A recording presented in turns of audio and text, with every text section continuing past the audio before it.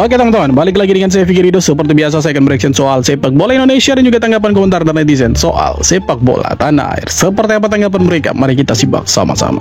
Let's go.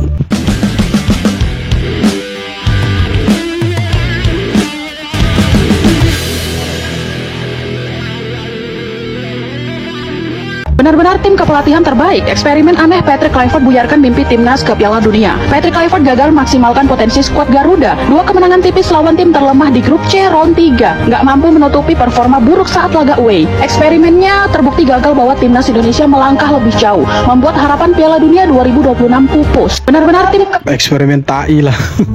Iya kan?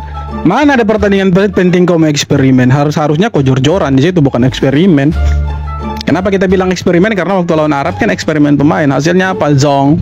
Nama orang ini menggema di stadion saat Indonesia kudu gagal lolos ke Piala Dunia. Yap, siapa lagi kalau bukan Coach Sintayong. Namanya mengudara diteriaki oleh supporter Indonesia jelang akhir dan seusai laga. Kegagalan ini terasa perih sebab semua berawal ketika STY kudu dipecat oleh PSSI dan menggantinya dengan pelatih ecek-ecek beserta rombongannya dari Belanda. Jika pada akhirnya hanya kegagalan yang terjadi, maka lebih baik kami gagal bersama beliau yang telah berjuang dari ronde pertama dan membangun tim ini menjadi lebih baik. Tak ada perasaan yang lebih perih dari kenyataan yang terjadi saat ini.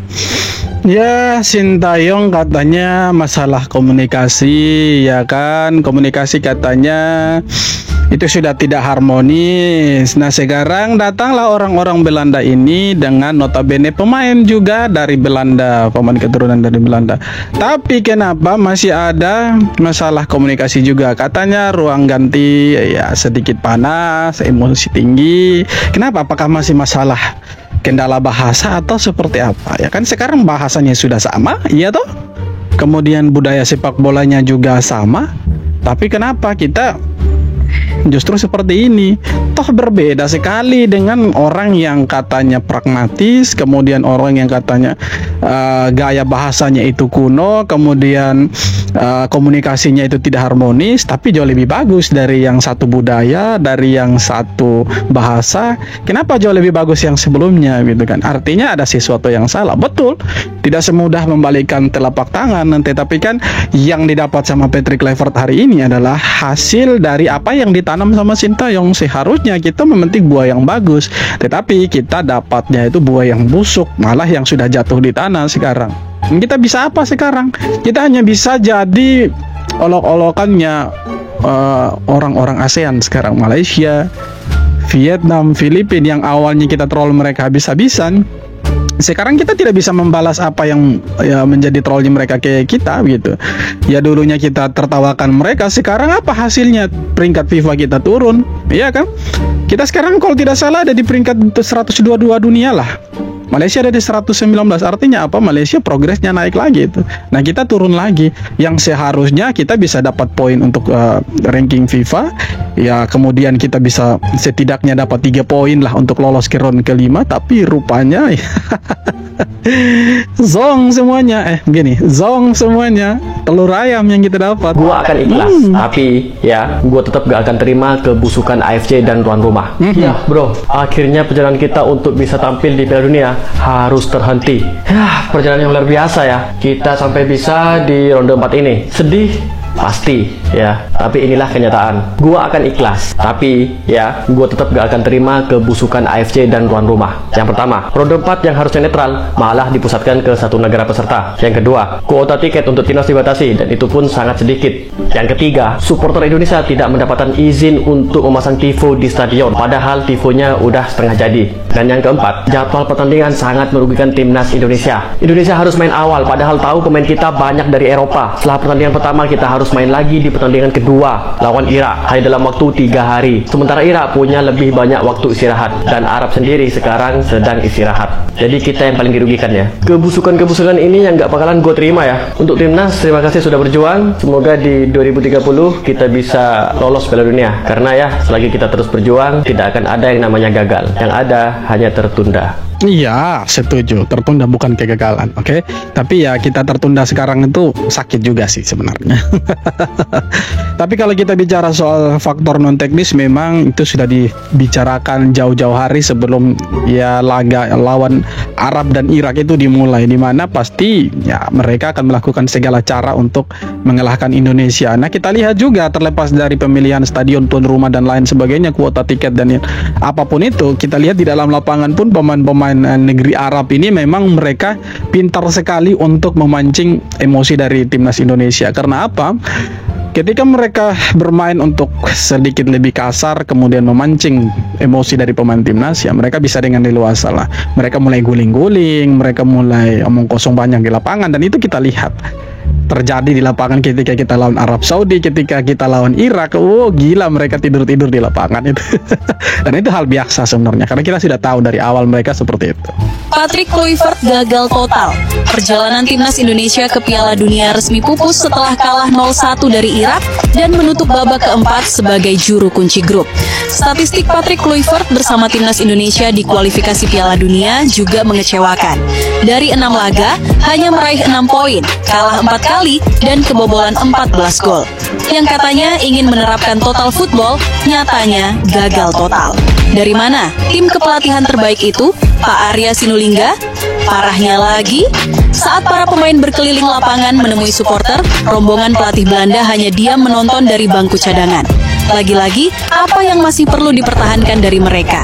Sudah saatnya Patrick Kluivert dan kawan-kawan angkat kaki. Apa yang mau dipertahankan dari mereka? Toh kita kalah terus ini. Roda keempat kita, aduh, ancur-ancuran, apa yang mau dipertahankan? Ya pecat lah. Tapi pecat itu sebenarnya ya opsi kedua. Opsi pertama itu memang harusnya mengundurkan diri gitu kan. Kalau masih punya malu ya mengundurkan diri. Itu opsi pertama. Opsi kedua ya dipecat gitu kan. Perjudian Erick Thohir mendepak Shin Tae-yong dan menggantinya dengan Patrick Kluivert akhirnya berbuah pahit, bro. Kegagalan timnas ke Piala Dunia membuat fans meminta pertanggungjawaban ketum PSSI sekaligus Menpora satu ini. Tapi setelah laga Indonesia kontra Irak, Pak Erick langsung memberikan rasa terima kasihnya buat fans, pemain, dan ofisial yang udah berjuang. Ia juga bilang kalau ini pertama kalinya dalam sejarah Indonesia loh, kalau kita bisa sampai di titik ini. Tapi beliau juga minta maaf kok, bro, karena mimpi ke Piala Dunia harus terkubur di gurun pasir. Senada dengan Pak Ketum, Exco kebanggaan PSSI yang gak lain adalah Bung Arya Sinulinga juga turut bereaksi nih, bro. Lewat postingan Instagramnya, Doi bilang kalau semuanya udah maksimal karena manusia cuma bisa berencana, tapi Tuhan yang menentukan. Wah, udah jadi seru dan mengasihkan deh. Oh iya, terus tim kepelatihan sekarang masih yang terbaik gak nih, Pak? Tapi ini enggak, resiko diambil oleh Pak Erick. Memang kami harus menjaga harmonisasi antara program baik, pelatih yang baik, dan pemain yang baik. Tahu kenapa ada yang katanya sedikit ribut itu di ruang ganti katanya, tapi itu hanya rumor ya, hanya rumor, belum tentu benar. Ya kalau kalah seperti ini ada yang posting ayat suci, kemudian ada yang bilang bukan kehendak Tuhan, tapi kalau menang, wow, semua postingannya tuh tim kepelatihan terbaik dan masih banyak embel-embel yang lain. Dan itulah fenomena di timnasnya kita, teman-teman. Kita harus bisa menikmati dengan hal-hal seperti ini. Wasit Manning kembali menjadi sorotan setelah memimpin laga Irak versus Indonesia. Manning dikenal sebagai wasit yang kerap menimbulkan kontroversi dan kembali dipertanyakan kapasitasnya. Pasalnya, Manning beberapa kali membuat keputusan fatal saat enggan mengecek VAR saat pemain Indonesia dilanggar. Bahkan ketika Oleh dilanggar oleh pemain Irak, pemain tersebut tidak diberi kartu merah dan tidak dicek VAR. Bahkan hingga laga berakhir, wasit tersebut masih diprotes hingga memicu terjadinya kericuhan. Bisa tidak sih undang wasit ini untuk laga-laga tarkam di Indonesia? Bisa tidak sih dia diundang untuk pimpin laga-laga tarkam atau Liga 1 lah di Indonesia, atau Liga 2, Liga 3 lah. Saya yakin dia pulang dengan hidung berdarah ini orang nih. Kalau harus berakhir dengan kegagalan, lebih baik gagal bareng Shin Tae-yong. Kenapa? Karena dia yang mulai dari keadaan minus. Sekarang mimpi kita ke Piala Dunia udah selesai. Gak cuma kita supporter yang kecewa, tapi pemain yang berjuang tentunya lebih kecewa. Siapa yang harus disalahkan? Kalau mau menyalahkan wasit, kita semua udah tahu wasit itu memang curang sebelum pertandingan dimulai, bahkan sejak namanya disebut pertama kali. Kalau mau menyalahkan pemain Irak, kita semua udah tahu watak pemain negara Timur Tengah, licik, pintar berakting, dan semua pemain mereka memang begitu. Apa kita mau menyalahkan pemain yang berjuang? Pastinya enggak ya. Pemain kita semua berjuang dengan sangat serius dan totalitas. Apa yang bikin timnas Indonesia gagal? Ada dua sebenarnya, yang besar dampaknya dan yang paling besar dampaknya. Pertama, ini jelas salah pelatih. Skema yang dia punya, taktik dan sistem yang dia berikan itu nggak jalan. Kita memang mendominasi sejak menit awal, tapi kita nggak bisa cetak gol, nggak bisa manfaatkan peluang yang ada karena skemanya nggak jalan. Buat apa megang bola terus kalau nggak bisa cetak gol? Terus yang kedua, kita balik lagi ke kalimat awal. Kalau cuma untuk gagal lolos ke Piala Dunia, aku mending gagal bareng STY. Kenapa? Karena Sintayong yang kasih harapan ke kita kalau timnas Indonesia punya peluang main di Piala Dunia. Gak peduli ketum PSSI-nya siapa, gak peduli esko-nya siapa, karena apapun yang dibutuhkan untuk timnas, udah kewajiban federasi untuk mendukung. Jadi jelas, kalau mau disalahkan, selain pelatih, ya salahkan ketum PSSI-nya, yang udah bikin keputusan dadakan di tengah-tengah perjuangan lolos ke Piala Dunia. Dulu alasannya masalah komunikasi, perbedaan budaya sama pemain dan macam-macam. Sekarang gimana? Budaya pelatih dan pemainnya udah sama, bahasanya juga udah sama, level pemainnya juga keren semua. Ada pemain Serie A, pemain Liga Prancis, pemain Bundesliga. Terus apa hasilnya? Lebih baik atau lebih buruk? Justru lebih hancur ya, bukan buruk saja. Sehancur-hancurnya ini. Padahal dulu pemain-pemain kita masih belum terlalu sekeren sekarang ya. Kevin Dix masih di Copenhagen, Liga Denmark. Ya sekarang mereka sudah ada di liga-liga top Eropa. Kemudian pemain-pemainnya juga sudah bagus semua, tapi toh hasilnya ya tidak sebagus apa yang kita harapkan. Tapi ya sudahlah teman-teman, kita harus bisa menerima itu dan kita harus bisa move on dan melihat pertandingan selanjutnya. Ya itu kata-kata orang di sana lah, bukan saya yang bilang. Ayo bicara statistik kita.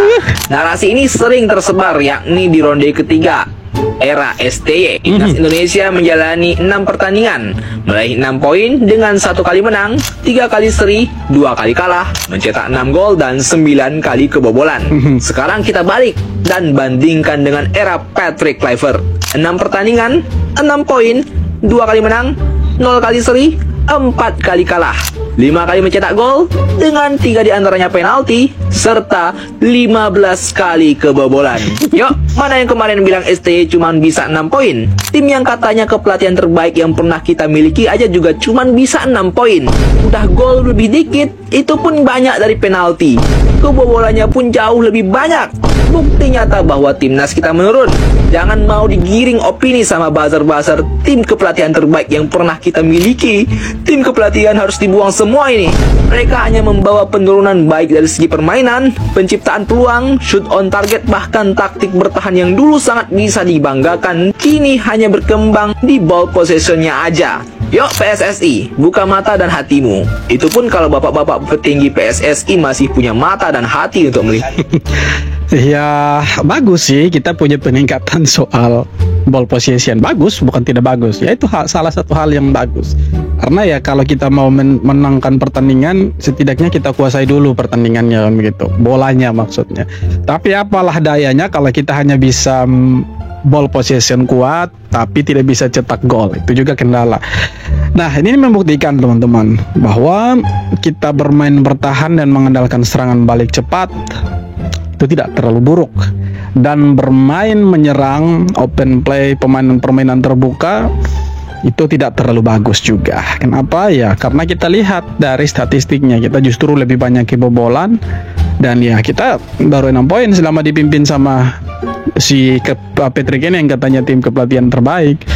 Ya walaupun sih kalau perbandingan soal lama melatihnya itu STY lebih lama, tetapi ada hal-hal lain juga yang tidak bisa dilupakan dari Sintayong. Seharusnya seperti itu kalau mau fair, kalau tidak hanya melihat soal poin saja gitu kan. Tapi kalau kita hanya mau lihat poin saja, jelas Sintayong 5 tahun ya kan, kemudian ketika bermain hanya dapat 6 poin dari sekian pertandingan dibandingkan dengan Patrick Kluivert, jelas berbeda. Tetapi kita jangan lupa hal yang lain juga, karena itu satu kesatuan yang tidak bisa terpisahkan menurut saya. Jadi kalau ada yang bilang ini tim kepelatihan terbaik, coba deh tanyakan kembali dari sisi mana tim ini menjadi tim kepelatihan yang terbaik. Mungkin seperti itulah, coba ditanyakan sama orangnya gitu. Sama si bapak-bapak yang di sana gitu kan. Nah, tapi terlepas dari semua itu teman-teman, ya memang kita harus mendukung timnas kita, teman-teman. Ya, apapun hasilnya yang diraih sama timnas kita harus dukung. Kita disuruh ikhlas. Saya sih tidak ikhlas, teman-teman ya. Kenapa? Karena ya harapannya kita itu timnas kita ada di Piala Dunia. Dan yang lebih lucunya lagi, Pak Ketum bilang begini, siapa suruh mimpinya kita ke Piala Dunia? Loh Pak, siapa sih yang tidak mau mimpi timnasnya itu ada di Piala Dunia? Dilihat dari tim yang ada sekarang, mungkin beberapa orang bilang ini ya tim mediocre, pemainnya biasa-biasa saja. Tetapi di mata kita, tim ini adalah tim yang terbaik, pemain-pemain yang menurut saya bisa membawa timnas Indonesia ke Piala Dunia seharusnya. Tetapi rupanya ada kendala-kendala lain yang tidak bisa dikendalikan dan supporter hanya bisa menonton saja, ya mendukung saja. Dan ya, orang yang seharusnya membawa timnas Indonesia ke Piala Dunia justru dipecat dengan cara yang tidak wajar. Dan mereka mendatangkan pelatih yang katanya terbaik dengan gerombolannya. Tetapi hasilnya seperti ini, kita nol, tidak ada apa-apanya. Dan ya, kita harus bisa menerima itu. Dan semoga kitanya bisa bilang semoga timnas kita jauh lebih bagus ke depannya. Ya, tapi kalau orangnya masih sama semua, ya tidak akan bagus juga, bos. Ya terserah mereka seperti itu kan. Kitanya bisa mendukung. Oke teman-teman, jadi itu dia beberapa video tanggapan komentar dari netizen soal sepak bola Indonesia. Dan yang penting dan yang pasti, Patrick Kluivert dan teman-temannya harus out, harus didepak dari kursi kepelatihan timnas Indonesia. Yang setuju silakan komen. Terima kasih banyak sudah nonton. Kita jumpa lagi di video-video berikutnya. Thank you.